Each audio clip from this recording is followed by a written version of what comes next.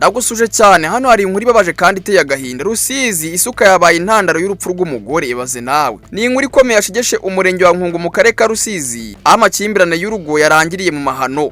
Umugabo witwa Sindayiheba Jean Dodier arashakishwa n'inzego z'umutekano nyuma yo gukekwa kwica umugore we witwa Nyirandayisenga Chantal amuziza ko yatije isuka iwabo atabizi. Ibaze nawe n'ukuri kw'Imana we. Iri sanganya ryabaye mu ijoro ryo ku gatandatu rishyira ku cyumweru bikaba byabereye mu mudugudu wa Muhora. Amakuru agaragaza ko intonganya zatangiriye ku isuka yatijwe zigahinduka urugomo rukabije rwamaze ijoro ryose. Umugabo ngo yabanje gukingirana abana mu cyumba kugira ngo batabona ibibera imbere, akomeza gukubita umugore we kugeza ashize mu mwuka. Mu gitondo nibwo abana babiri b'uyu muryango basigaye mu gihirahiro bitewe nuko bari babakingiranye babuze ubakingurira. Bano bana bafashe umwanzuro maze umwe anyura mu idirishya akingura mwene nyina, ari nabwo basanze nyina rwose yapfiriye mu gikona rihari. Ibimenyetso bano bana babonye n'abaturage byagaragazaga yuko rwose yakubiswe mu mutwe bikomeye, amaraso arimo araturuka mu matwi ndetse no mu kanwa.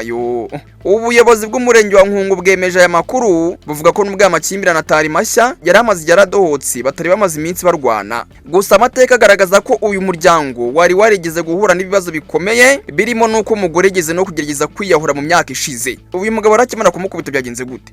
Uyu mugabo ngo yahise atoroka nyuma y'icyaha akaba akomeje gushakishwa mu buryo buhambaye. Mana yanjye niba mufata. Mu gihe RIB nayo yatangiye iperereza ku rupfu rwa Nyirandayisenga Chantal. Yewe data we, mbega inkuru ngiyi nkuru yongeye gukangura impungenge ku makimbirane yo mu ngo n'uburyo amakimbirane atitawe ashobora kuvamo ibyago bikomeye cyane. Data we, uyu mugabo ronga akimara kugira gute guhitana uyu mugore yahise yirukanka aracika, ari ubu baragenda rwose arihishahisha.